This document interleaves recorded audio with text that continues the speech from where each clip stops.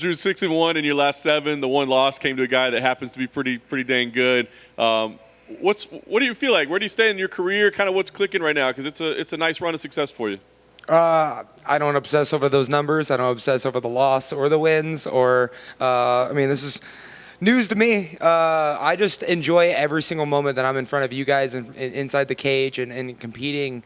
And, I just stopped trying. Stopped trying to get knockouts. Stopped trying to be perfect. Stopped trying to do all this stuff. And now I'm open and free to perform. And knockouts seem to be happening. Was there a moment that you realized that that's what you needed to do? Right, yeah. I had to think back of, when I was competing in Muay Thai as an amateur and why, I was laying people out then and why not now. And, man, it somehow turned into a job in my 20s, and I thought I had to suffer. And, then the suffering showed in the cage. Then I went back to just having fun and not caring about the outcome and just performing martial arts and having fun with it. And then that's when knockouts started happening. And so I had to practice the happiness, but now it's actually true coming. You're in an incredibly deep division, obviously, but I mean the numbers that you put together, the knockouts that you've done here. I mean, do you feel like maybe people aren't giving you the type of respect that you deserve, and would you like a little more attention to your accomplishments? I want the attention. I want the eyes. I want the excitement. I want to be able to be in a main event in front of like millions of people, and I want people to be excited about my fights. But do I expect the respect? No. I want to earn it. And with my fight with Islam Makhachev, this is my opportunity to earn the respect, earn the eyes, earn the fans, and so I can showcase more in my next one. It's interesting, right? Because this is the guy that it feels like nobody really wants to fight, but you seem to kind of welcome this fight. So why is that this is the kind of boogeyman that nobody wants, and you said, that's the guy, give him to me? Chasing challenges is something I've done since I got into the sport. I'm not here to have a picture-perfect record and sneak to the title. I chase failure, and through failure, I rise to the occasion and I get glorious wins. And this is how I sleep comfortable with myself at night, and the fact that I did everything I possibly could in this sport. And fighting Islam Makhachev is something that really excites me. It's the challenge. What do you think about him as a fighter? I mean, I think part of it is his connection to Khabib, and so he's got kind of this aura about him or whatever. But, I mean, when you just look at the skills themselves, I mean, is he deserving of this hype as some people say, future champion? I mean, technically, he's super technically sound.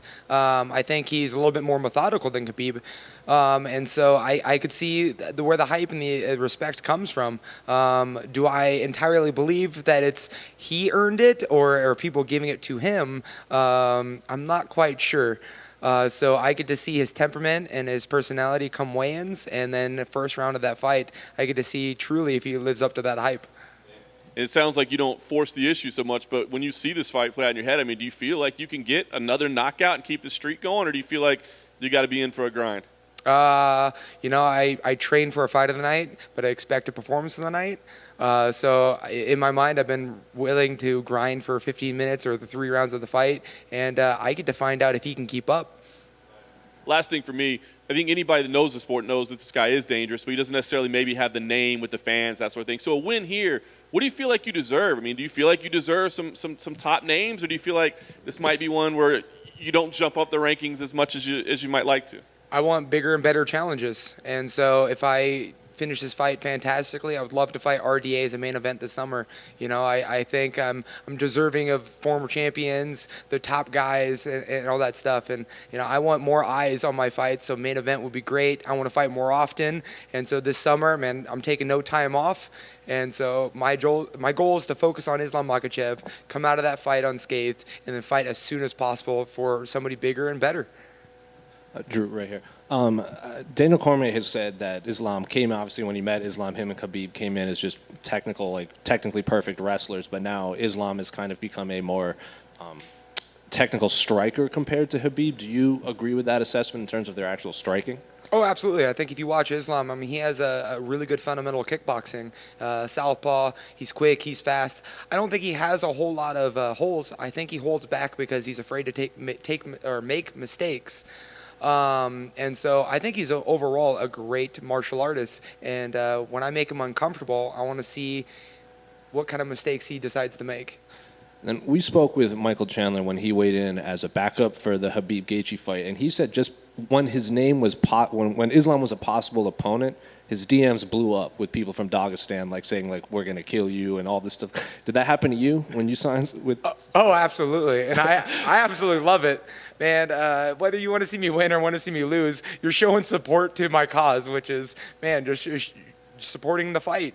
And so I think the American audience can learn a thing or two with these other countries, especially Russia, and the fact they get behind their athletes wholeheartedly. And man, whether it's death threats or compliments, man, I absolutely love all these messages I'm getting.